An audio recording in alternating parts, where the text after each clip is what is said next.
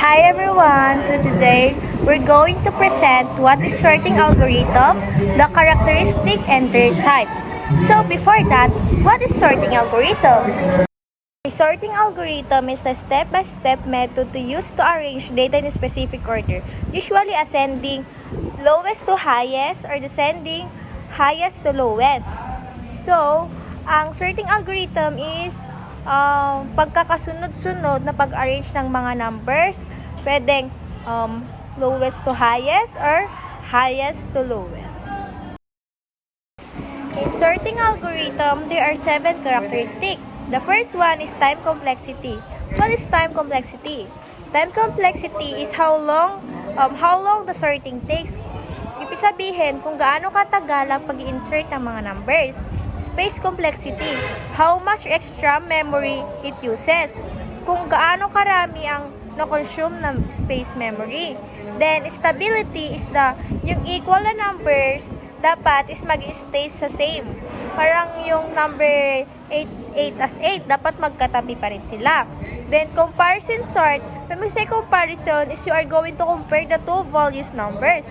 Then, parallelism is something algorithm can do the task at the same time.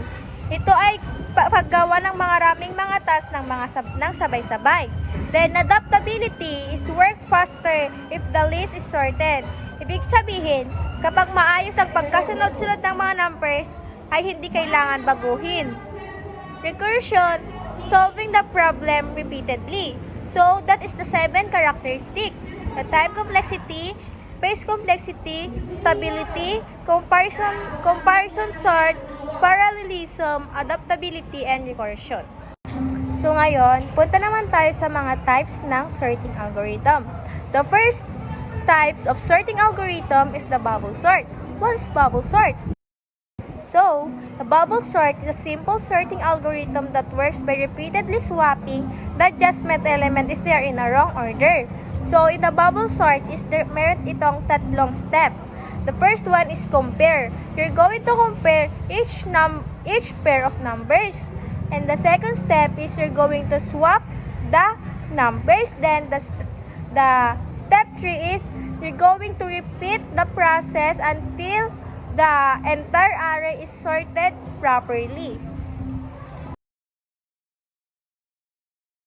So, here's the example. You're going to ascending the number 5, 1, 4, and 2. So, paano nga ba? So, the first step is you're going to compare the 5 and 1. So, mas mataas yung 5 kaya magsaswap sila ng 1. Kaya magiging 1, 5, 4, 2. Then, repeat ulit natin yung process. So, okay na yung 1. Kaya write na natin yung 1. Then, i-compare naman natin yung 5 and 4. So, mas mataas pa rin yung 5. So, isaswap natin siya sa 4. So, nagiging 4, 5, and 2. So, repeat ulit natin yung process.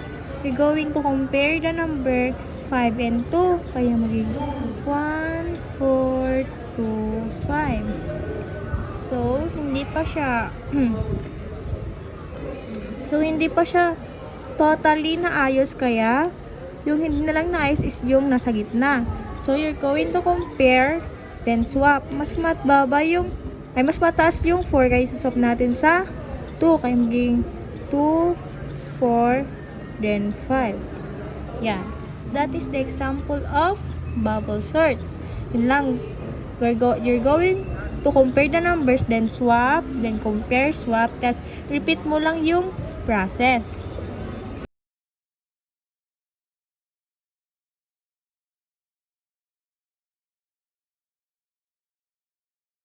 Insertion sort. Insertion sort builds the final sorted list one element at a time by taking each element and inserting it into its correct position among the already sorted elements. It works well for a small or nearly sorted list but becomes slow when sorting large data sets. Here are are the example of insertion sort. The given array are 5, 3, 4, 1, and 2. Step 1. Start with the second element 3. Compare 3 with 5. Insert before 5. Result 3, 5, 4, 2, and 1. Step 2. Take next element 4. Compare 4 with 5. Move 5. Compare 4 with 3. Insert after 3. The result will be 3, 4, 5, 1, and 2. Step 3. Element 1. Compare with 5. Move. Compare with 4. Move. Compare with 3. Move. Insert at beginning. Result 1, 3, 4, 5, and 2. Step 4. Take last element 2. Compare with 5. Move. Compare with 4. Move. Compare with 3. Move. Compare with 1. Insert after 1. The result will be 1, 2, 3, 4, and 5. The final sorted array will be 1, 2, 3, 4, and 5.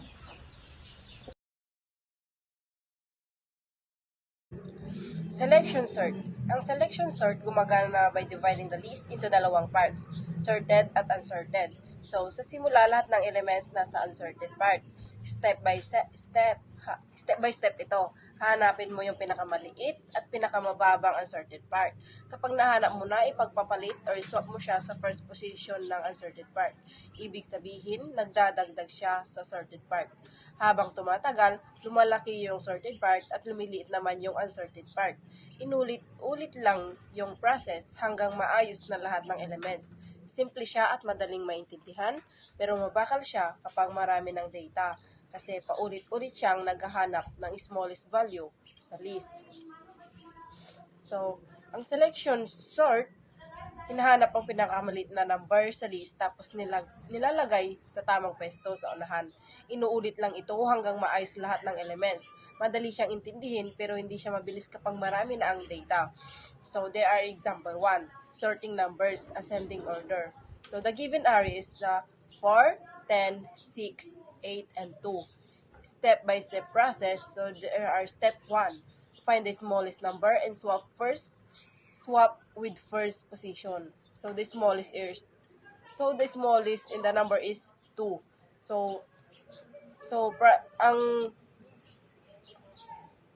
Ang kwan na ngayon ay 2, 10, 6, 8, 4. So, then, step 2, find the smallest number from the remaining elements. So, the smallest is 4. So, the number is 2, 14, 10, 6, 8 na ngayon. Then, step 3, find the smallest from the remaining elements. So, the smallest is 6. So, 2, 4, 6, 10, 8 na ngayon. So, unti-unti itong nabubuo. So, step 4, find the smallest from the remaining elements. So, 2, 4, 6, 8, 10. So, the smallest is 8. So, the final sorted array is 2, 4, 6, 8, 10.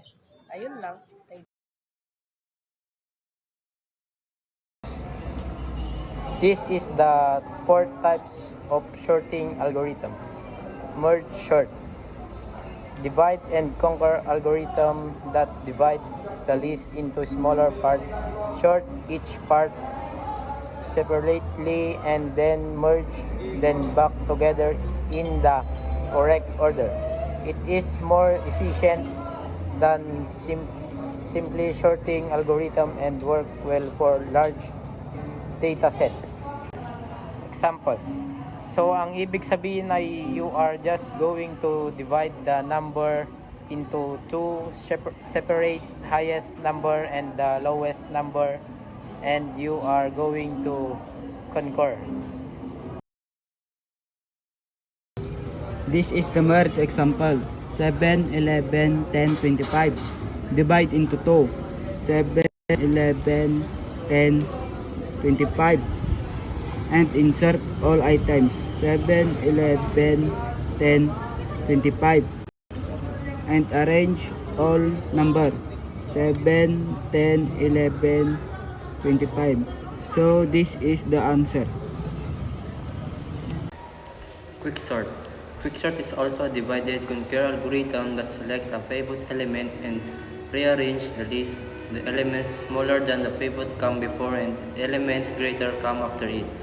The process is repeated for the smaller sections until the list is sorted. It is generally faster than many other sorting algorithms for large data sets. Lastly, quicksort ay isang divide and conquer na sorting algorithm. Ibig sabihin, inahati-hati niya muna ang list bago ayusin. So let's proceed to quicksort example, and in this example makikita nyo dito sa screen natin is meron dito yung mga number na 7, 9, tsaka 4 and 3. So step 1 natin is yung pivot natin is yung 7 muna kasi siya yung pinakauna na number na nasa list natin. So when we say pivot number is ito yung pinaka center or like yung gagawin nating base for this example. And step 2 natin is ilipat natin or paghiwalay natin yung mas maliit tsaka yung mas malaki sa pivot. So yung gagawin natin is dito may number na 2. So yung 2 is mapupunta siya sa left side. Yung gagawin po natin dito is pag yung number is mas maliit sa pivot number natin is mapupunta siya sa left, tsaka pag mas malaki naman is mapupunta siya sa right. So yung process natin dito is yung ilagay natin dito yung 7 sa pinakagitna, yung susunod na number is yung 2, kaya yung 2 mapupunta siya sa left side kasi mas malaki yung 7 sa 2. Tapos next natin is number 9. So mas malaki yung number 9 kaya mapupunta siya sa left side. So tsaka yung 4 and 3 mapupunta naman siya sa left side kasi mas maliit sa pivot number natin. So that's our example for sorting algorithm.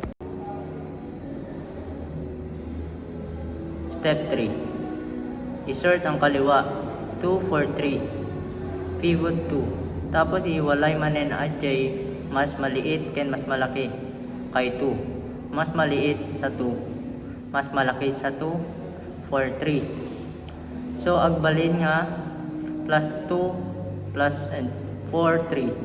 Step 4. Isort manen adjay 4 and 3. Pivot 4. Mas maliit sa 4, 3. Mas malaki sa 4. Okay. Magiging 3 plus 4. Ang sorted na kaliwa ay 2, 3, 4. Step 5. Pagsamahin lahat.